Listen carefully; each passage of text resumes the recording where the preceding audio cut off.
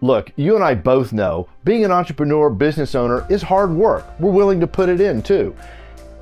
But I've met a lot of entrepreneurs who are making it harder than it has to be because they're on the wrong track. Maybe you feel overworked, or maybe you feel underpaid.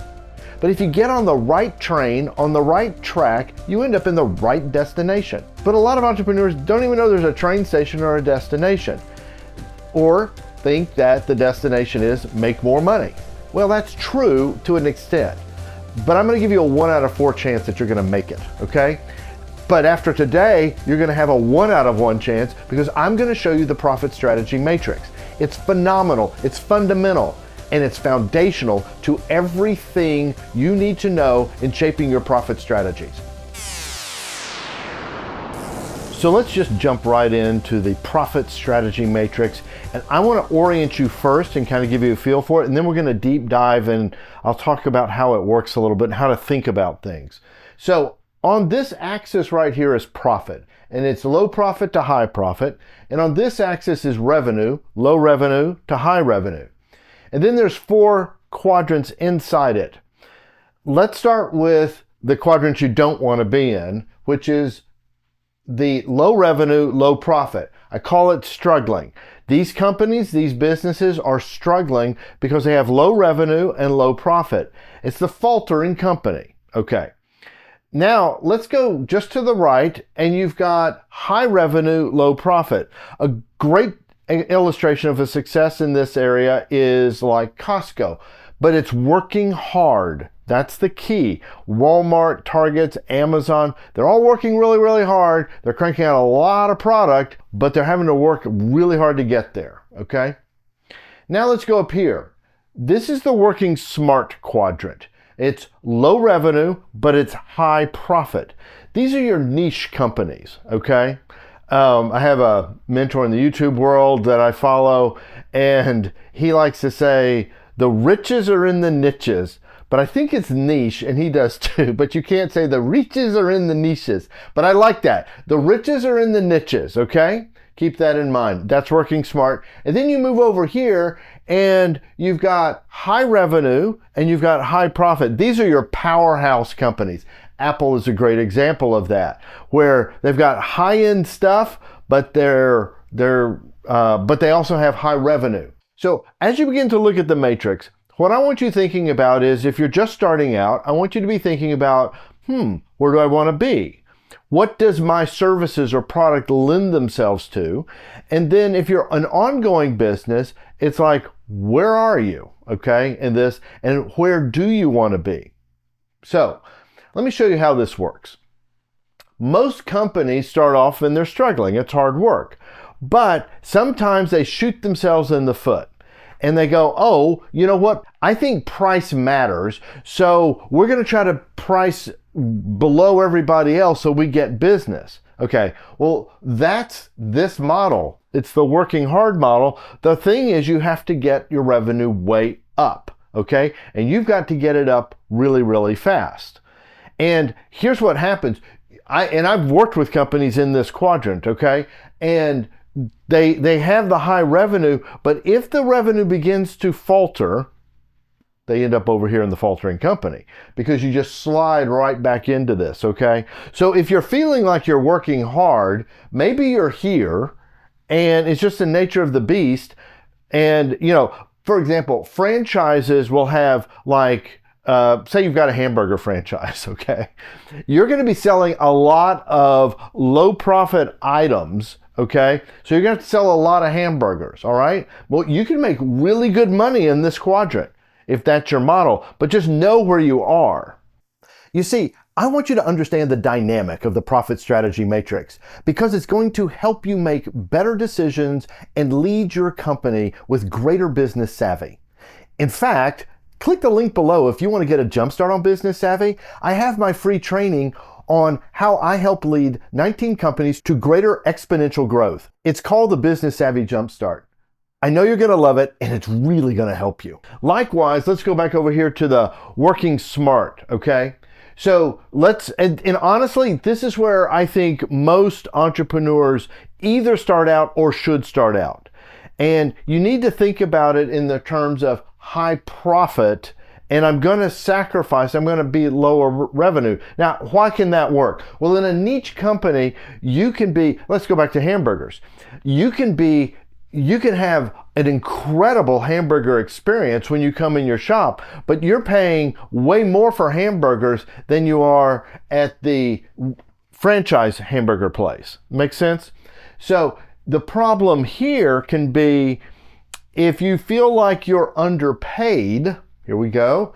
It's because you've either got your profits are too low, you don't have it high enough. So you're back here, you slide this way and you go into the faltering company. All right. If your revenue, I'm saying low revenue, but you still got to have a certain amount of revenue so that you're making the kind of money you want. All right. And this is where your profit strategies come in, because you've got to look at it and go, oh, this is the niche I'm in because I'm a niche company, right? Riches in the niches. But my problem is I don't have enough revenue. Okay. Well, I'm not trying to say you got to go be a powerhouse. I'm just saying you got to have enough. All right. And so your profit strategies are, okay, I want to keep the high profit, but I've got to boost the revenue. How am I going to do that? All right. So if you're a starting company, I would recommend, and it kind of depends on your product mix, you're either going to start here or you're going to start here. And honestly, this is very risky, in my opinion, unless it's in like a franchise or something like that, because you're gonna start here. That's where you're gonna start. I don't recommend you start as a faltering company, low revenue, low profit. It's because it's really hard to get up the revenue fast enough. Okay, now I'm going to tell you something else, and this is really important, especially if you're starting out. But even if you're an ongoing company, this is what's really important. I want you to identify where you are, where you want to be. Here, I'm here. I'd love to get here someday, okay? But you're not going to start here. Steve Jobs didn't start here. So whether you're a startup and you go, okay, this is where I want to be, or you're an ongoing company, you go, okay, this is where I am. Here's what you need to know. Where you start begins to embed your culture, okay? This is really, really hard to break, okay? So if you start off and you go, this is where I want to be, I know it's working hard, but I want to be lots of revenue, low profit, we're just going to sell a lot of this stuff, whatever it is, okay? You get into this few years and you decide, we want to be over here, all right? You've got a culture that thinks low price, falling prices at Walmart, right? Meanwhile, if you are a niche company and you're lower revenue, we'll focus on the lower revenue, your culture thrives on that, and they're big. How do you charge high profit is that you're giving incredible over-the-top service that you wouldn't get somewhere else. And you go, well, we want to be high revenue. We want to start moving toward the powerhouse.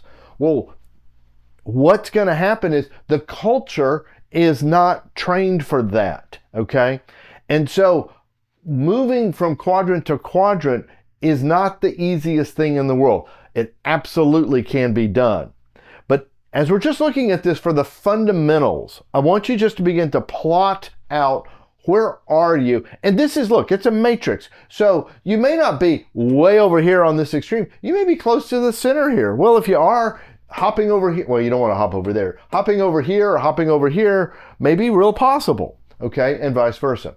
So I want you to take this and begin to think about, okay, what are the strategies that fit? Because if you're actually in this quadrant and you're using these strategies, it won't work. For example, I watched a great video. I read a good book, and it talked about how we need to overservice the customers.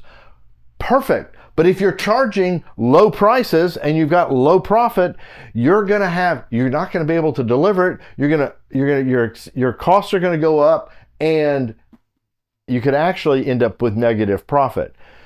So you've got to think about strategies, profit strategies, knowing where you are and what is your destination. And you could accidentally, and this is what I mean by getting on the wrong train, you could actually have ended up in the working hard quadrant when all the time you thought you wanted to be in the niche company quadrant instead of the Costco quadrant. So with this understanding, what I want you to do is develop strategies that make you more profitable in the quadrant you are currently in, okay?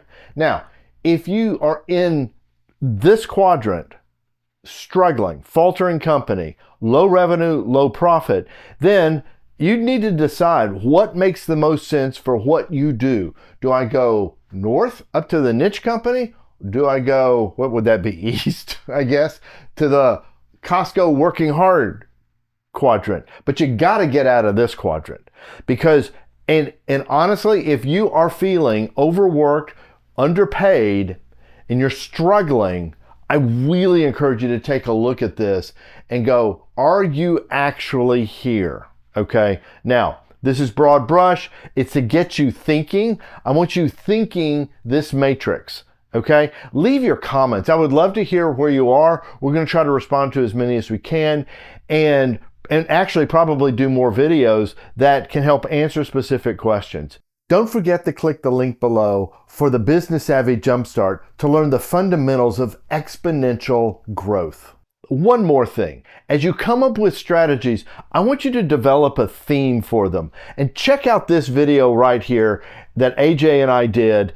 And we talk about themes and how one word can shape your whole year. It's really good. And in the meantime, may you live truly free.